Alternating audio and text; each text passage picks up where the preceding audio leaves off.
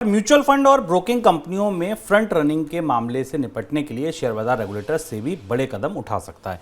इस तरीके के मामलों से निपटने के लिए सेबी हाई अलर्ट मोड में आ चुका है। फ्रंट रनिंग की शिकायतों को देखते हुए सेबी के अधिकारियों ने फंड हाउसेस के दफ्तरों में छापेमारी शुरू कर दी है और फंड हाउसेस के वरिष्ठ अधिकारियों के कॉल रिकॉर्ड भी खंगाले जा रहे हैं। सर, क्या शक है सेबी को?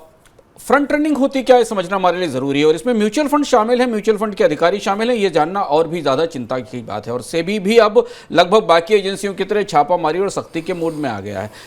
फ्रंट रनिंग का मतलब होता है कि कोई म्यूचुअल फंड का मैनेजर या म्यूचुअल फंड को चलाने वाला कोई व्यक्ति या कोई निवेशक या कोई ब्रोकर ऐसी इंफॉर्मेशन जो जनता के बीच में उपलब्ध नहीं है, नॉन पब्लिक इंफॉर्मेशन है, उनका इस्तेमाल करके कोई शेयर में कोई सौदे खरीदने और बेचने के करता है।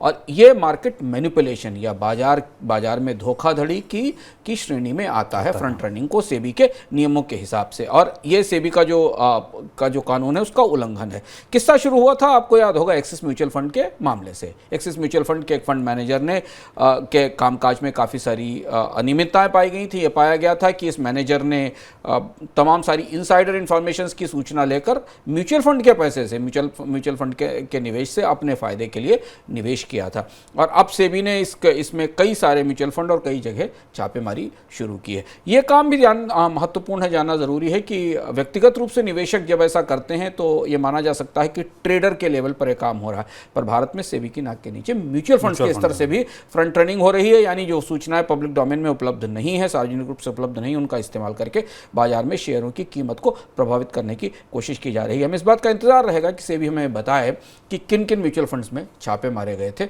और कहां-कहां ये हुआ, क्योंकि निवेशकों को ये जानकारी होनी चाहिए।